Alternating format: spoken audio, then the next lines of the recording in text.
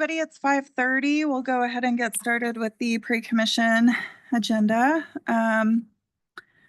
I do not have a president's report today. Are there any general housekeeping items or agenda discussion in the commission? Seeing none, I will then hand it over to the director for the director's report.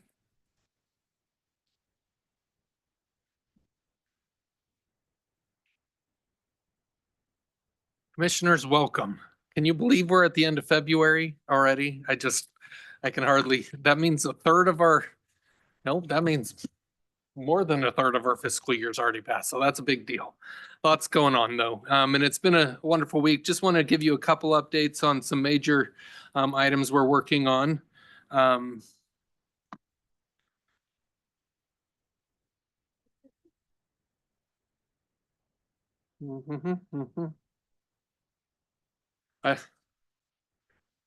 Well, I'll tell you, it was kind of a funny day. We found on LinkedIn that my position's being advertised. So I didn't know what to take from that, but told them not to do that till April. oh. Well, we're working through that, getting that resolved. You can bet that I thought about applying. I'm not sure if I'll do that quite yet, but I'll think about it. Yeah, something about water rights. We also apparently have an animal control manager or something like that as well. So, there we go. Well, Commission, as we focus on planning, building, operating, and maintaining the community's transportation infrastructure, we're always focused on building together, building safe, and building more as we connect our community. Commission, we have a new headquarters, and that is an exciting thing with the move-in of around 130 of our staff this last Monday. That is more than half of your administrative staff, so I've officially declared that is the headquarters. Here we're just in the Adams offices, but officially now we have a new headquarters, and we're really excited to share with you how that went this week. We have here for you just a few pictures of this, but officially phase one of the project there is complete, with 130 staff members moving in. As of today, we had our final inspection at Orchard, and that is complete as well. So we expect our deposit back here in the near future, because we did a great job taking care of that. But the staff, Monday morning, we had staff showing up before 7 o'clock, excited to get into that building and to see their new spaces, to be in there, and everyone moved in very quickly. We had all the computers going, and I think it was probably by about 8:30 that I walked around and people were already working. They got things unloaded and they were already jumping on and working from that side. It was pretty amazing to watch the team embrace it and move forward. Lots of positive feedback, things that we'll continue to work through as well. But we're pretty excited. Another picture here, talking with the contractors and where we are with our permitting process at the city. We expect the next phases to begin at the beginning of April, if not sooner, if we can get permits sooner. But this is just another place where we're seeing the crews have all moved in and working. As was shared with you today, we do have a tour for you tomorrow. If you're available at 1:30, we'd love to take you through and show you the work that was done and the work of that investment. But we're excited to have provided a place for the team both to have these. One of my favorite things that I heard was one of our team members, and he said, I've never had a new desk ever. No matter where I've worked, I've never had a new desk. He was so excited. And we definitely have things that we're going to continue to monitor. And we've told the team by once we get everyone in the building from all the phases, we'll do a checkpoint in about a year from now and make sure that if there's any changes or modifications in our decisions, but we want to at least let people get in and live there for a time and get used to it, and then we'll talk about it if there are things. Just an example here, we've added some inexpensive furniture to pilot to see what people like. If they want to work away from their desk, if there's or have a meeting, is there what would they like to have more of, and what would they be using? And so we're just trying different things just to use the space differently and give people the opportunity. But I'll tell you, it's a lot lighter. There's windows everywhere. People have expressed that being a very positive thing. One of the comments that was regularly made is, this was much better than I ever expected. And we went a lot farther than they expected it to be. You know, when you saw what it looked like when we first bought the building, it wasn't a high bar to get much further than that. But I definitely think the investment that has been made, wise choices, have really been well received by the team. We also wanted today to give you an update on our Ecker Road Bridge project. The crews have been working very closely with ITD, with the county, with all of our partners, and have been making tremendous and great progress. You see here where it's one part of the river has been dewatered. One of the interesting things that happened right at the same time is that the Nampa Meridian Irrigation District also started doing a project. So you see just past the bridge, there's another project happening there. They're also doing water. So that's we're all working to channelize the river in our own way. And so that's made things a little bit interesting. But as of today, they have completed rebuild or fortification of the two worst piers. So 12 different piles have been reinforced. Those are the ones that were showing up. Pier 6, which was the one that had 5 of the 6 that were not in great condition. They've had those reinforced, and they've shifted now to the south side of the river. And as soon as they get that complete, all of the piers that showed severe decay will have been reinforced. We're hoping to have that done by this weekend. But the crews have been working through the weekends. They've been working every day, just working as hard as they can, because we know we have that looming deadline of when they release more water in the river. But we're pretty excited to see the great progress that's being made there. A few more pictures just as the crews work to get those channels or the barriers in the river. You can see here where they've reinforced it a couple times. I'll show you a few more pictures here. We've been working hard to make sure they have all the right equipment. We've rented some good equipment. We've purchased some good equipment to make sure that the crew is working and that is safe and able to do the work as quickly as possible. You can see they actually went through and marked all of the piers with a red, yellow, and green in terms of their quality of decay. And so we're focused on all those red X's. But you see here, they're putting up the containers that they filled with concrete and used quickset to get that in place. There's just an example of that equipment that allows them to work all across there, and even multiple staff to be up there as needed to be able to move quickly through the pier. We're also continuing to post updates on our website so the public has good information. We're also have in the near future a visit with the Southwest Boise Neighborhood Association to make sure that they have good information as well. But all reports are positive as we continue to work towards. We're still cautiously optimistic that we'll be able to get all the piers reinforced, but at a minimum, we're focused on the worst, and then we'll be able to reassess with ITD and seek a new evaluation to determine how much of the bridge can hold and whether it's appropriate to reopen it for the time being. Just a couple things in terms of items coming up. There was a town hall meeting out at Star. President Gold was there.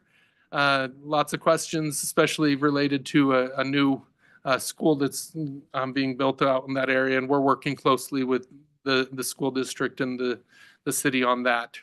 Mentioned the presentation to Cena, as well as upcoming meetings regarding a lot of projects up on the Boise bench.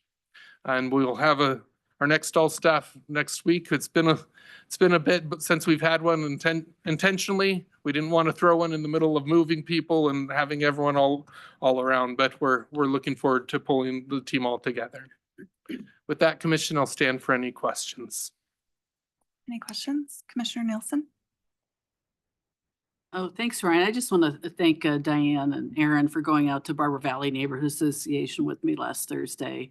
Did a great job. We were the main attraction, and I'll let them know that we are in the smallest room at the Bound Library tomorrow for Cena. So I Perfect. think a lot of it will be virtual. And I did ask, I had a conversation with the transportation person for the East End, and they declined a presentation, but I did ask. So it's a little Wonderful. too far removed, I guess, from the bridge, but I want to thank him did a really nice PowerPoint and answered a lot of questions. So Wonderful, thank you. Yeah.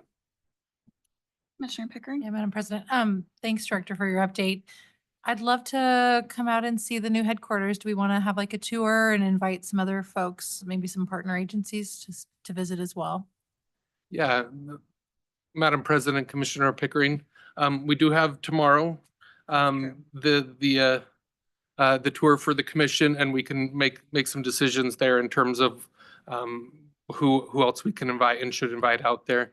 We'll be starting construction again real soon, so we do want to try and hit it in this period if we are going to invite people out, just so that not everyone's having to wear hard hats and Maybe at the end then. How about that? absolutely wonderful. Thank you for the really great update. Thank you. And we will be at ease until 6 o'clock.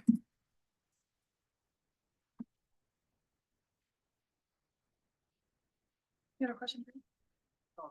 it's the tea. Oh, My river. were you,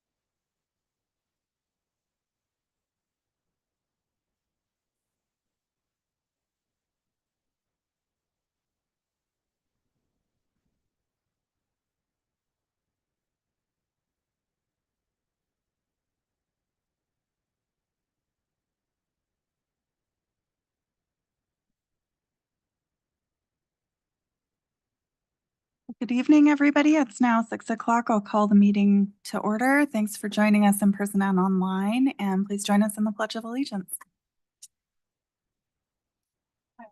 Allegiance to the flag of the United States of America and to the republic for which it stands, one nation under God, indivisible, with liberty and justice for all.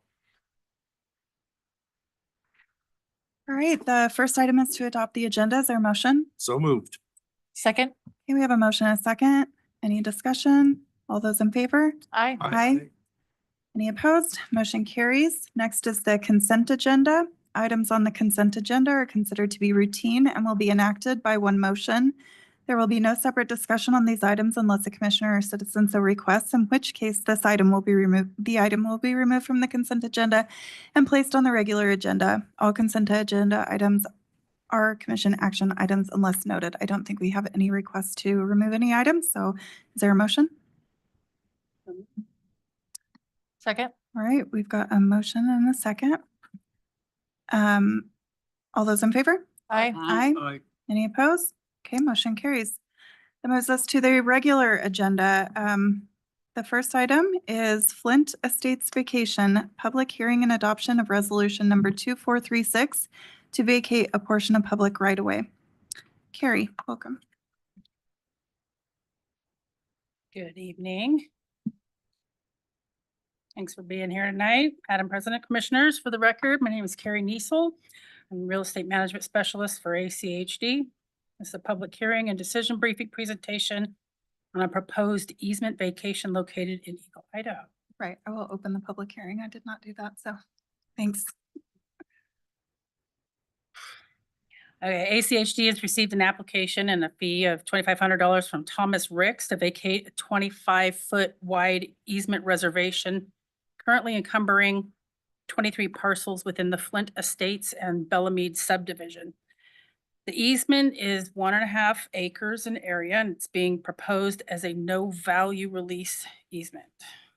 Okay, so here's a vicinity map showing the location of the easement that's in red along the north border of Flint Estates, which is shown there in the light orange block. It's all lying north of State Street, east of Park Lane, and just north of Eagle Island State Park. So here's a close-up map of Flint Estates, and the location of the easement, again in red, is shown on the 1979 amended plat of Flint Estates. Now, the easement is approximately 1/2 mile long. It was created by notation on the plat and is not necessary as all the adjacent parcels have their own access with the current development at this time. And it's staff recommendation that the commission adopts and signs resolution 2436 to vacate and release the easement reservation of record, unencumbering the land as the applicant has completed all the commission and staff requirements. And with that, I'll stand for any questions. Any questions for Carrie? Madam Commissioner- President, Commissioner McKinney? Carrie, just a couple of questions. If we could go back to that aerial photo that shows the, yeah, there we go. Now, there's a small access, it looks like kind of an alleyway slash walking path, what have you, that connects, that goes northward from the Belmead subdivision to, I guess it's Nephi Lane there, and I guess it has a gate there. Is that a public right of way or is that a private? That is private. That's private, okay. And so this vacation of this easement won't have any effect on the use or anything of that one? No. Okay. Likewise, the north-south connection there on the, toward the right on this image, and I forget the name of that street that goes north into the subdivision there on the north side of the easement. Again, same question. This, the vacation of this easement won't have any effect on the right-of-way. That is a public street, I presume, and that's, we have the right-of-way through there. This easement simply cuts across that right-of-way. Is that correct? It does, yes. Okay. But it has no effect otherwise. And then, okay, I guess that's really all my questions then. I think everything else is pretty clear. Thank you. Commissioner Goldthorpe. Yes, first of all, I must disclose that I have a lot more knowledge of this particular item on the agenda than probably I ought to, but there's a whole lot more behind this particular easement and this request tonight than we'll probably hear. This is, I refer to this as the case of the disappearing easement. Folks have either said this easement existed or said, no, it doesn't exist for so long. And it's made it very difficult for the folks that approve plats to allow the plat approval. And it's been incredibly inconvenient to the developer, who I have known for many years. And for about the last year, on 2 or 3 occasions, he and I have had the opportunity to discuss this. And I've actually done a little directing traffic so that we could get to the point that we're at tonight. But when he's gone to the city, what do you need us for? When he's come to ACHD, there's no easement. And so it took this long to find. And now hopefully we'll get rid of this problem, and Mr. Ricks will be able to finish up this development and actually sell lots that people are afraid to buy right now. That's all. Great. Any other questions for Carrie? All right, is the applicant here wanting to speak on this? Come on up to the podium and please state your name and address for the record. My name is Tom Ricks. I am the applicant. My address is 5655 West Floating Feather, Eagle, 83616. I essentially just will stand here and answer any questions that you might have. I can answer a question from over here to the right that you asked Carrie. That is a fire access on the upper part that goes into West Nephi. So that's fire access only. It's locked, and the fire department has the lock and the key for it. So that's the reason for that gate and for that entryway to come into the subdivision. May I ask, pardon me, Go ahead, Madam Commissioner President? McKinney. Does that fire access allow pedestrians to walk through? I ask that because when homes are built in this property, there's at least a reasonable chance that you'll have some students, high school students, that will want to walk through there.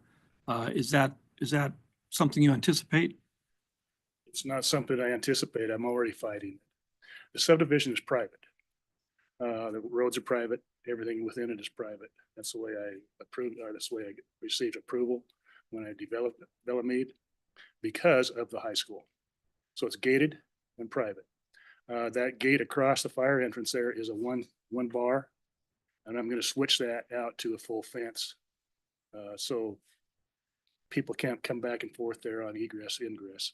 It bothers the people that buy in that subdivision because they buy because it's private. That's why they like it. So that's the one that's one I answer to. I answer to the residents, not so much to the high school kids that want to cut across there and come in there and go eat lunch underneath our gazebo. I don't, that's not my deal. My responsibility is to the residents that buy in Bellamede as a private subdivision.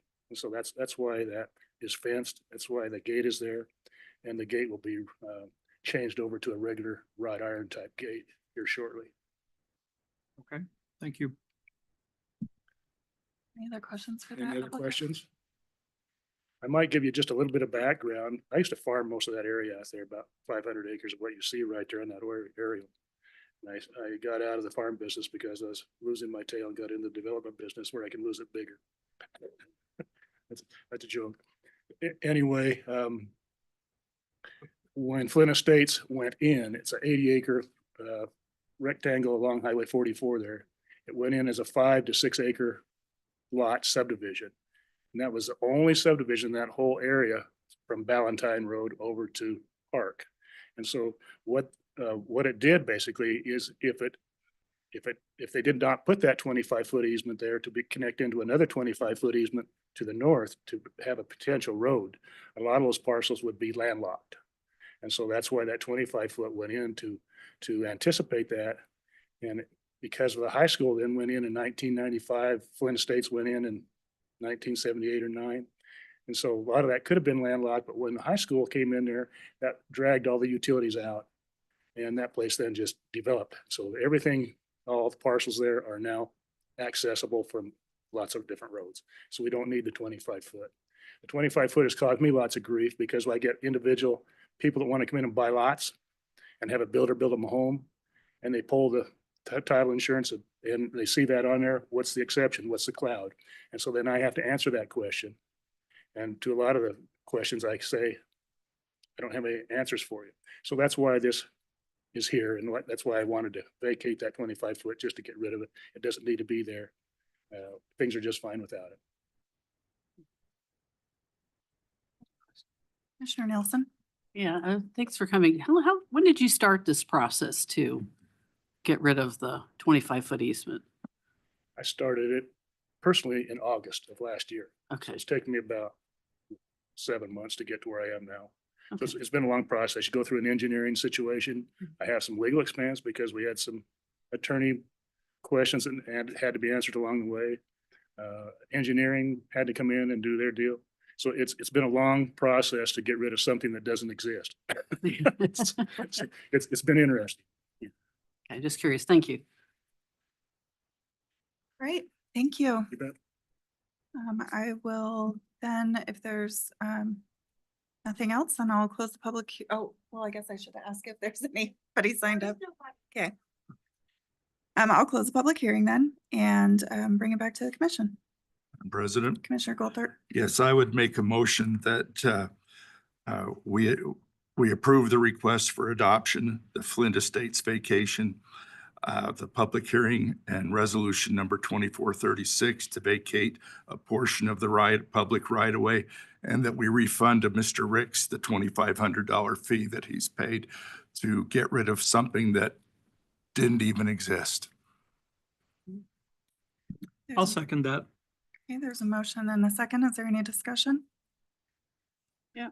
Commissioner Nielsen? Yeah, I get frustrated when I see these loose ends, and it would be, and it's through no action of the property owner, and it makes it difficult for those lot owners to fully utilize their lot with this easement restriction.